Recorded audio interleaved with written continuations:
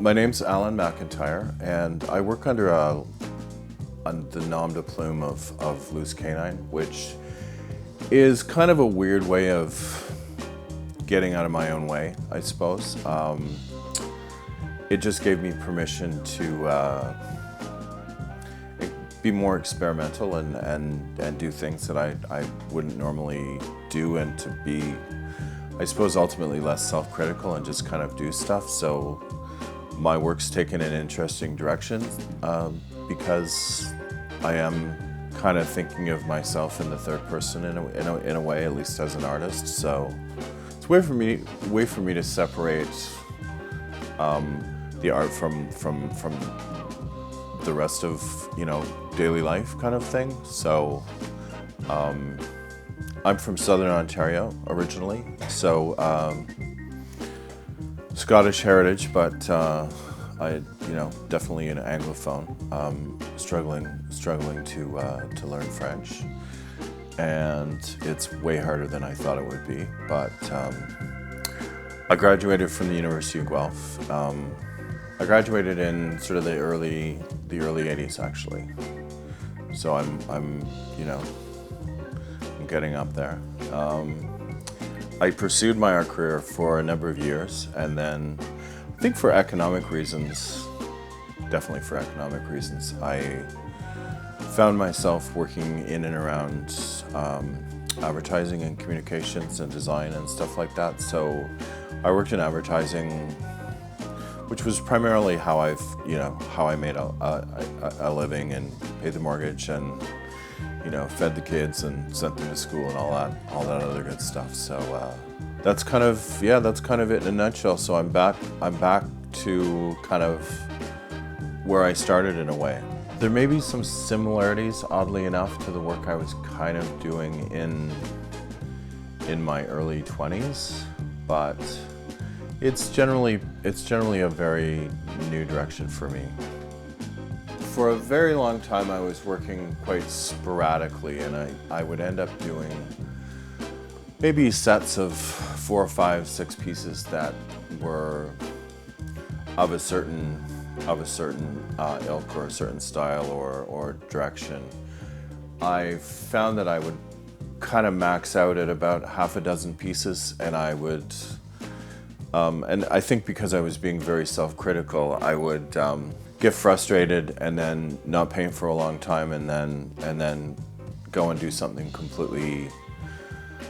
completely different or a little bit different. Then I'd get frustrated with that, which was why I sort of went in the direction that I went now, which was really kind of an amalgam of a couple of different styles that I'd experimented with.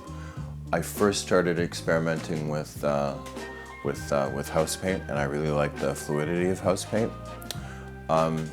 So actually what I'm really using now is mostly an acrylic ink. So it's very free-flowing. And I'm painting using acrylics on it's a wood product. It's technically a kind of a fiber board, so it's something I get at Home Depot, which is one aspect of it that I really like. But it's basically what I think in the old days you would have called masonite, essentially. And for the last year or so, I've actually been kind of being a little bit more adventurous with it, in that I'll paint it and then I will cut it apart and then I will reconstruct it. So what I'm doing now is I'm calling what I do now 2.5D, because it's not really, I'm not really taking advantage of the full third dimension. The work is still generally flat, but there are kind of relief levels that are happening, and they kind of come together like puzzles. So I'll paint, I'll cut, I'll paint, I'll put the pieces together, and then I'll continue doing some more painting until I'm satisfied that I'm finished. So I went to art school and I studied fine art, and I wanted to be a painter originally. So and I pursued my career as an artist, and once I kind of became more entrenched as an adult and I had a bunch of responsibilities, I ended up having to, give priority to things that paid better. So I ended up working in the advertising business. So I'm trying to reverse that trend back to where I was when I got out of school, essentially, back to doing my own thing. I still do a little bit of other stuff so my hobby kind of pays the rent at this point. And this is what I like to think of as being my occupation. I think my signature is unique in that it's just a little dog, and I've taken to cutting it out and physically putting it on most of the pieces. The loose canine non de plume actually is really an homage to a dog that we used to have that ran away a lot. Our dog was a lovely, good-natured dog, but she would run after anything and lose all sense of self-control whenever any kind of, whether it was a fox or a squirrel or a raccoon or any quick-moving land animal would go by. So that inspired the name Loose Canine, which eventually became quickly became my unique email address, as opposed to having Alan MacIntyre, 293, whatever. I went with loosecanine@hotmail.com. So that was part of my, I suppose I had that identity in my back pocket for a long time. And I started painting under that name in I'd say probably 2018, 2019. I was also doing cartoons under a different identity, which was Hummygoo. It was a small and I had a niche audience of followers, let's say, and those were really the two styles that eventually kind of came together. And my work is becoming a little bit more absurd rather than less absurd in a way, because when I first started this particular style, I was intentionally doing things that were what you'd call more on the nose in terms of subject matter and what I was doing with it. So I was pretty much doing animals and shapes of animals that I liked, and I tended to do a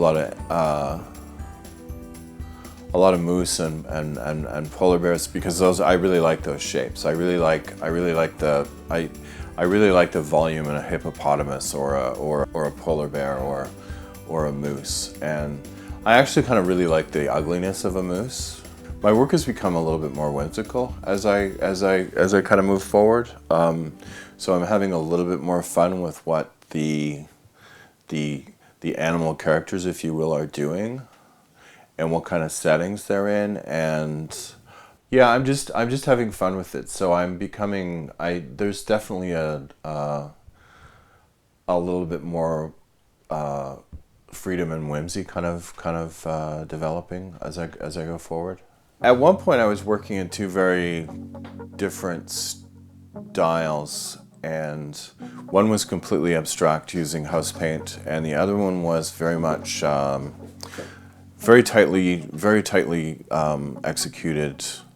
I would say most people would think of it as being surreal. So there were very realistic representations of animals in very urban settings, and I really didn't enjoy doing them particularly, but I kind of melded the two styles in terms of the subject matter, I guess, to some degree, and working with the house paint and the fluidity of that, and also just a big part of the work that I'm doing now is almost a return to what I might have done in the margins of my notebooks when I was a kid.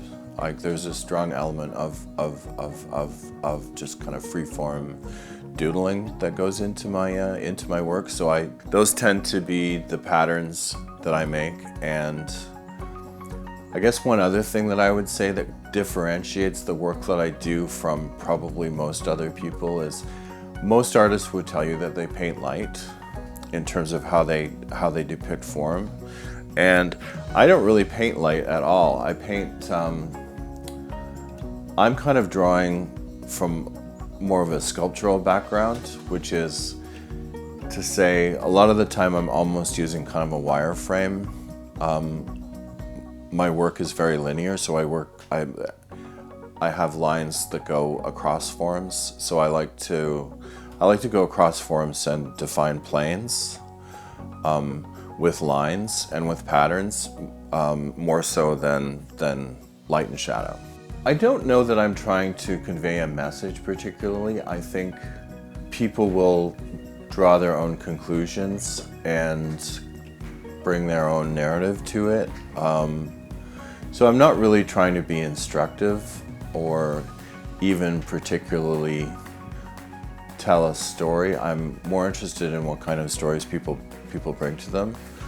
I put characters out there, sets if you will, so people will essentially write their own story when they look at it. And I'm happy to have people interpret it any way that they choose or not to. I care, but I don't care that much, which is kind of the fun of it for me, really. I'm not. I want my work to be about energy and flow and form and having fun, and I want to have fun with the process of doing the work. And I'm not saying I don't get frustrated at times, but I try not to worry about things. I try just to let things happen and develop as they do, and kind of let the pieces dictate where they're going rather than be in total control.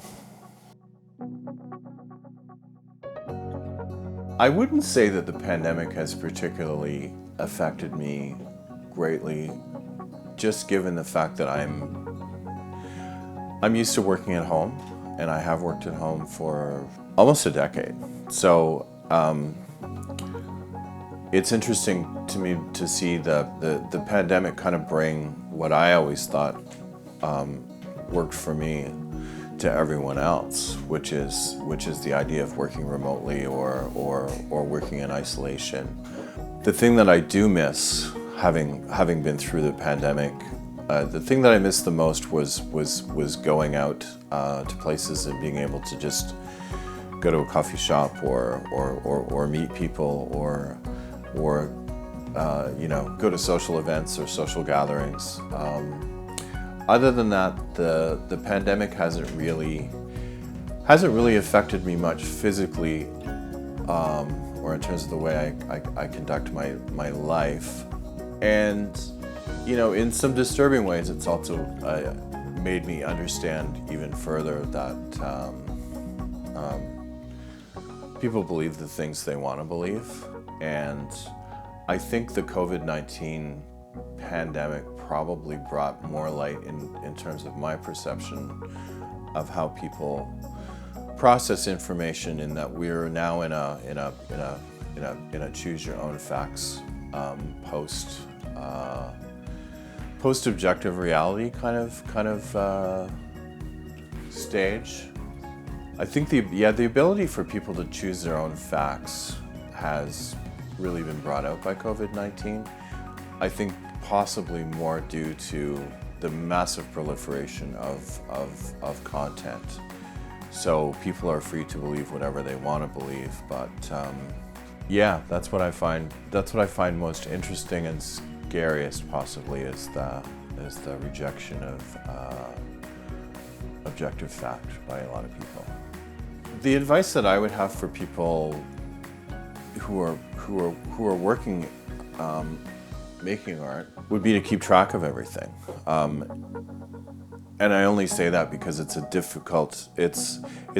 easy thing to not do that, to lose track. And I think when you catalog your work, it's a great way of seeing kind of different patterns emerge and different trends, and also just a way of keeping track of everything, because over the course of your career, you will produce a lot of things. I mean, the amount of work really adds up, and it's otherwise very difficult to kind of keep track of where things are going, and literally and figuratively, I suppose. I think people in the arts definitely need to try and learn from others. They will ultimately be able to absorb the things that they need to absorb and discard some of the things that they don't. I think it's a great idea to try everything as an artist if you're working with instructors or teachers or whatever, and to be completely open-minded. And then at the same time, I guess once you're able to take in other influences and other direction from other people, it's good to also do the opposite and ignore a lot of the advice that you're given, and just try and find what makes things work for you. My work can be seen at loosecanine.com, and I can be reached at loosecanine@gmail.com, and that's a good incentive for me to update my website. I would like to acknowledge the support of the Official Language Minority Community Media Consortium and the Government of Canada for the Community Media Strategic Support Plan.